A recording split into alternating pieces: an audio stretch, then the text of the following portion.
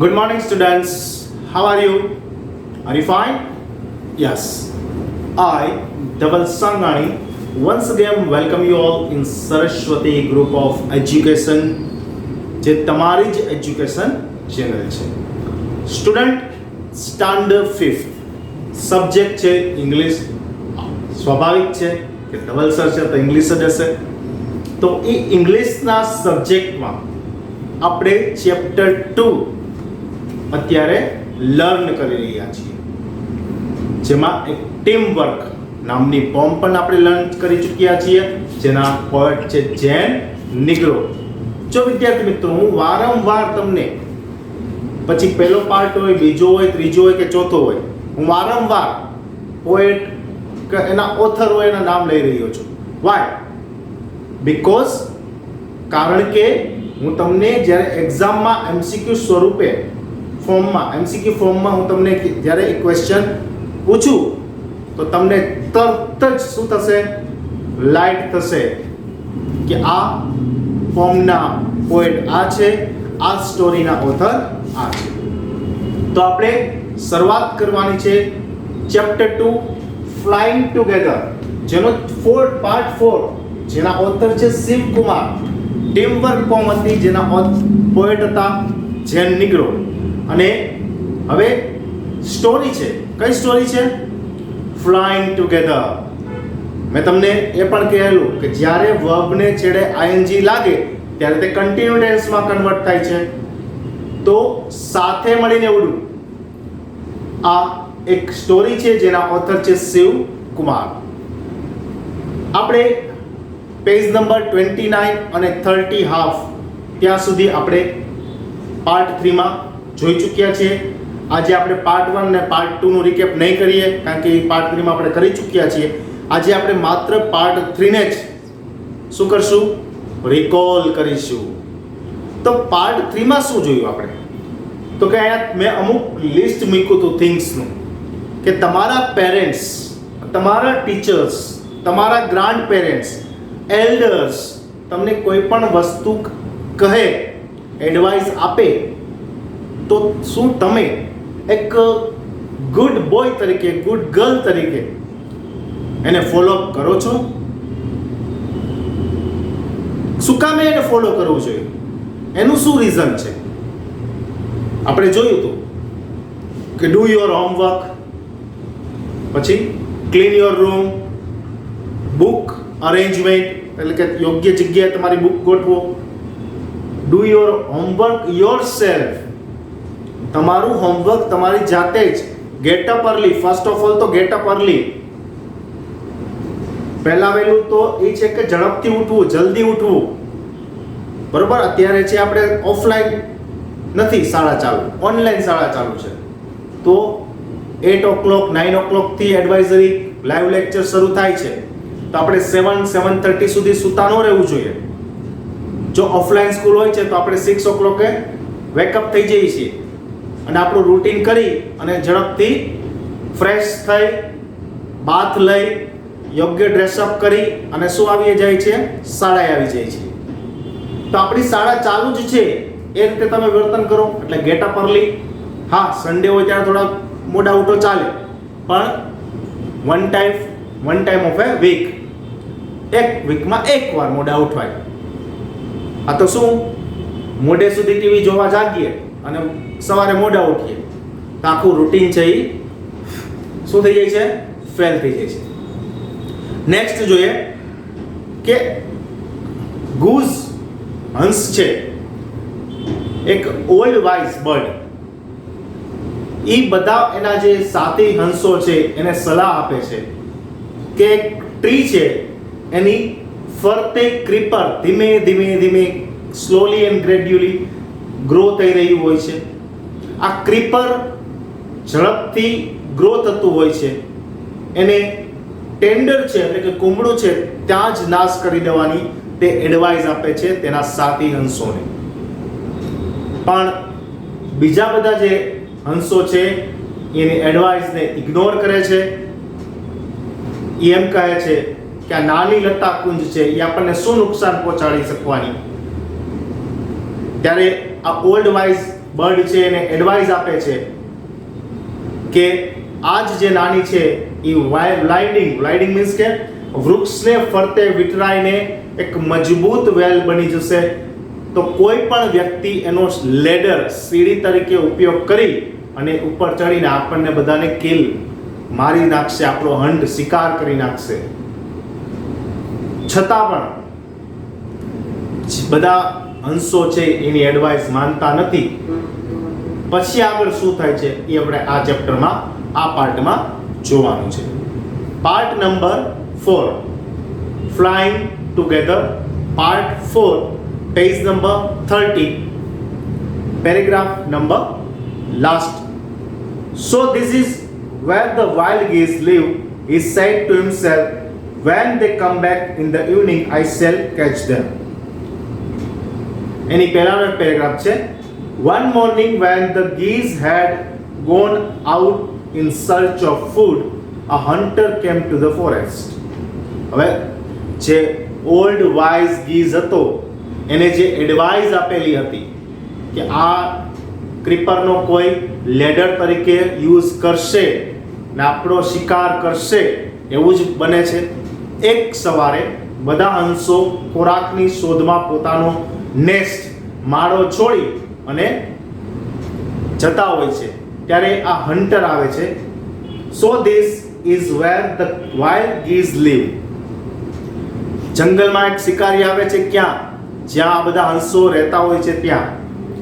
Wild ગીઝ, wild means જંગલી, wild means જંગલી હિંસક. નેક્સ્ટ જોઈએ. He said to himself, hunter said to himself, when they come back in the evening I shall catch them. When the old geese came back in the evening after searching the food, I spread the net and caught all of them.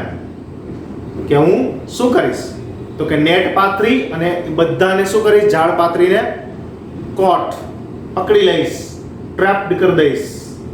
Next, the hunter climbed up the tree with the help of the creeper. With the help of creeper. Creeper નો use કરીને hunter છે climb up the tree. Climb up એટલે વૃક્ષની ઉપર ચડે છે. He got to the top and spread his net there. તે ઊંચાઈએ પહોંચી જાય છે અને સ્પ્રેડ ફેલાવે છે પોતાની ઝાડ. Page number 31. Then he climbed down and went away.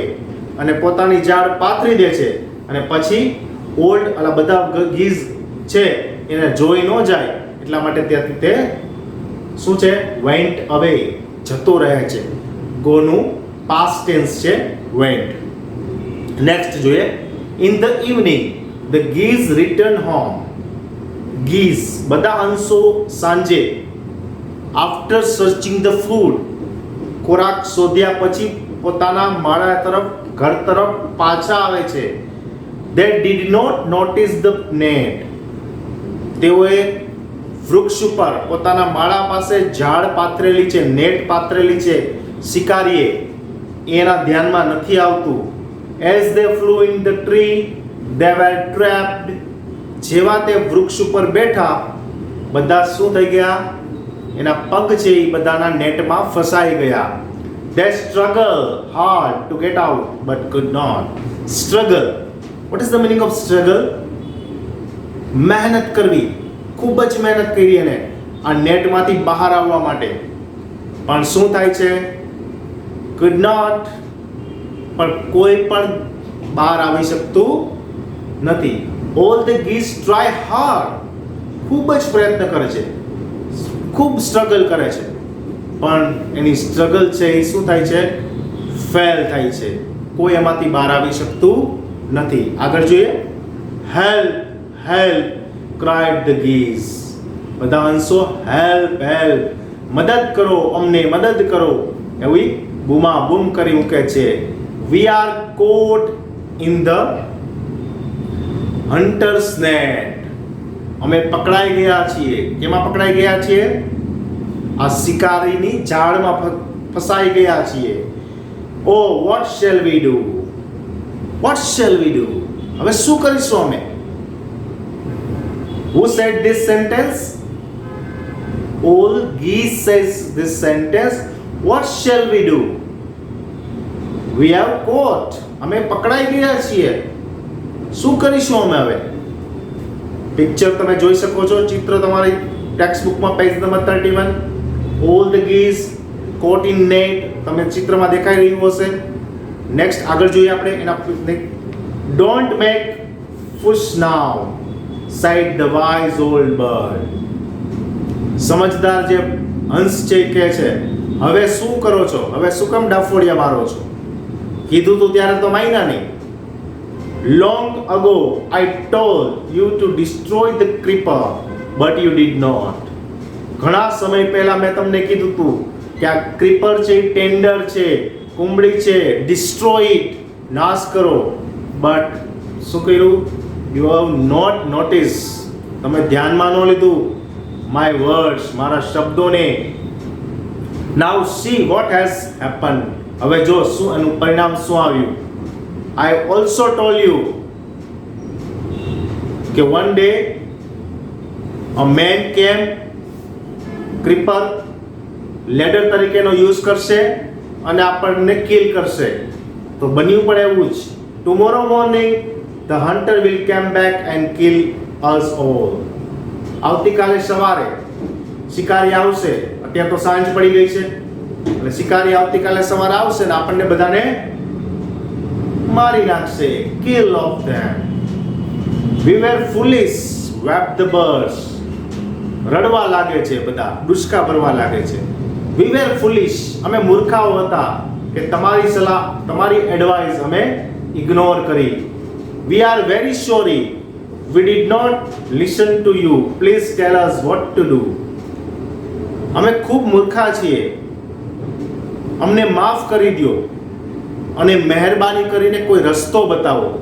હવે અમે આગળ શું કરીએ? હવે અમે તમારી એડવાઇસ ને ફોલો કરવા શું છે? ફોલો કરવી છે હવે અમારે તમારી એડવાઇસ અમારે. નેક્સ્ટ પેરેગ્રાફ જોઈએ આપણે.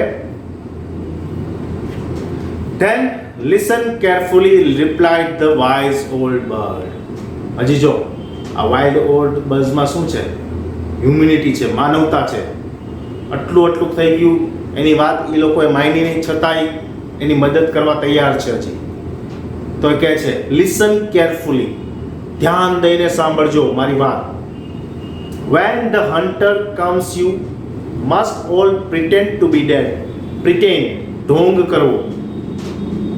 When next morning hunter came, જ્યારે આવતીકાલે સવારે જ્યારે શિકારી આવે, you have to pretend dead. તમે મરી ગયા છો ને એવો ઢોંગ કરજો. Just lie still. આમ શરીર સ્ટેચ્યુ થઈ ગયું ને એવું સ્ટેચ્યુ શરીર રાખીને પડવાનું છે. The hunter will not want dead birds. શિકારી મરેલા પશુઓને, પક્ષીઓને ક્યારેય સંગ્રહ કરતો નથી, ખોરાક તરીકે પોતાના ઘરે લઈ જતો નથી. He will throw us to the ground. અને એ આપણને મરેલા માની અને આપણો જમીન ઉપર ઘા કરી દેશે. It will then be easy for him to climb down, collect the dead birds. પછી શું થશે? Collect the dead birds. A net લઈ અને વૃક્ષ ઉપરથી આપણને મરેલા ઉતારશે નહીં નીચે, પણ વન બાય વન શું કરશે? વન બાય વન આપણો જમીન ઉપર ઘા કરશે, પછી પાછા આપણને કલેક્ટ કરી અને થ્રો કરશે. પણ ત્યાં સુધી શું કરવાનું છે? Collect and climb down, collect the dead birds and take away. અને પછી આ બધા જે મરેલા પશુઓનો એને જમીન ઉપર ઘા કરી દીધો હોય ને એને ભેગા કરી અને ત્યાંથી ચાલ્યો જશે. પણ ત્યાં સુધી, જ્યાં સુધી આપણો જમીન ઉપર ઘા ન કરે ત્યાં સુધી આપણે શું કરવાનું છે? ડેડ, મરેલા તરીકેનું પ્રિટેન્ડ, ઢોંગ કરવાનું છે. Okay, now move to page number 30. Collect the dead birds and take them home. પછી મરેલા પક્ષીઓને ભેગા કરીને ઘરે લઈ જશે. When the last of us has been thrown down, we must quickly get up and fly away. હવે hunter ક્યાં હશે? ટ્રી ઉપર. વન બાય વન એ થ્રો કરશે ગ્રાઉન્ડમાં. અને લાસ્ટ વનનો જ્યારે લાસ્ટ બર્ડ છે, લાસ્ટ જે આપણું ગીઝ છે એનો જ્યારે થ્રો કરે છે ત્યારે એ ક્યાં હશે? છેલ્લે હન્ટર ક્યાં હશે? વૃક્ષ ઉપર જ હશે. પણ એ જેવો છેલ્લા પક્ષીનો એટલે કે છેલ્લા હંસનો મરેલો છે એમ માની થ્રો કરે કે તરત જ આપણા બધાએ ગેટ અપ થઈ જવાનું અને ફ્લાય અવે અને તરત જ ઉડી જવાનું. In the morning, the hunter came to the tree and climbed up. He looked at the geese in the net.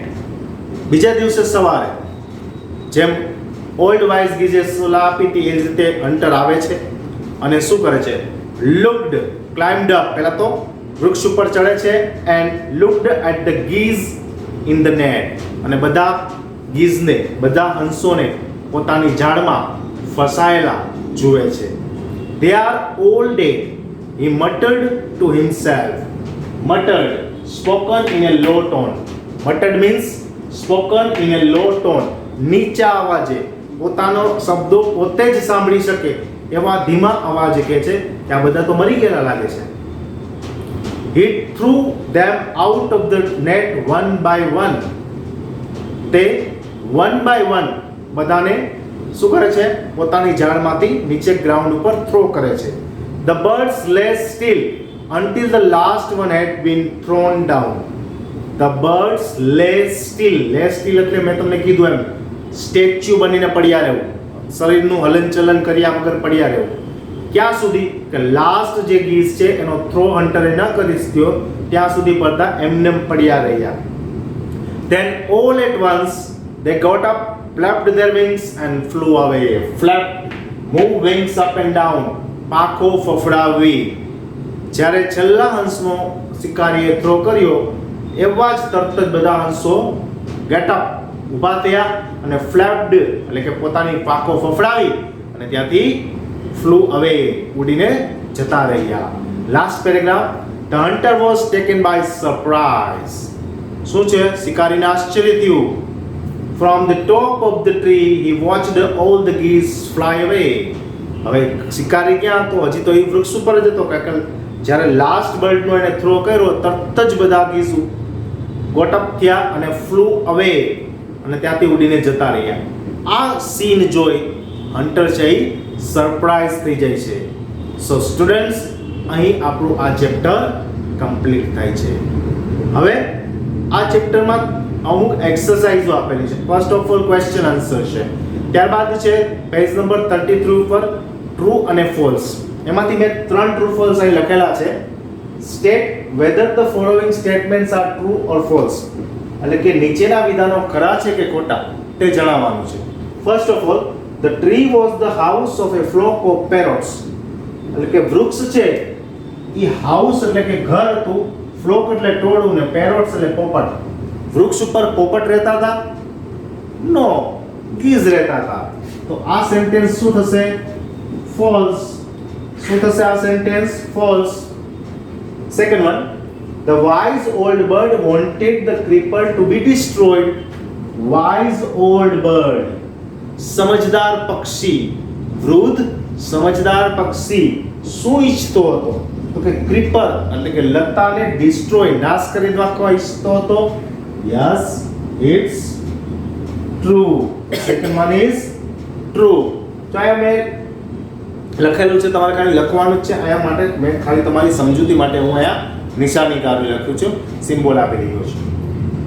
Third one, the hunter climb the tree with the help of a ladder. સીડીનો ઉપયોગ કરી શિકારી વૃક્ષ ઉપર ચડ્યો હતો? નો, wrong. કેનો ઉપયોગ કર્યો હતો? ક્રીપરનો. પણ ક્રીપરને એને લેડર બનાવી હતી. ક્રીપરને એને લેડર તરીકે યુઝ કરેલો હતો. સીડી નહોતી, પણ ક્રીપરને જ એને સીડી તરીકે યુઝ કરી અને ક્લાઇમ્બ કર્યું હતું. તો ખાલી લેડર અહીંયા ફોલ્સ આવશે. The hunter climb the tree with the help of creeper એવું આપ્યું હોત તો ટ્રુ આવત. ઓકે, નેક્સ્ટ વન આપણે ટેક્સ્ટ બુકમાં છે, એને સોલ્વ કરીએ. When caught in the net, the foolish birds began to weep. વેપ્ટ હતું આપણે, તો વીપનું પાસ્ટ છે વેપ. જ્યારે બધા જ હંસો શિકારીની જાળમાં ફસાઈ ગયા, બધા રુદન કરવા લાગ્યા. Yes, it's true. અને last one, The wise old bird helped them to escape. Escape એટલે છટકી જવું. તો સમજદાર જે વૃદ્ધ પક્ષી હંસ હતું એને આ બધા હંસોને મદદ કરી છે લે. Yes, it's also true. So students, અહીં આપણું આ ચેપ્ટર એક્સરસાઇઝ કમ્પ્લીટ થાય છે.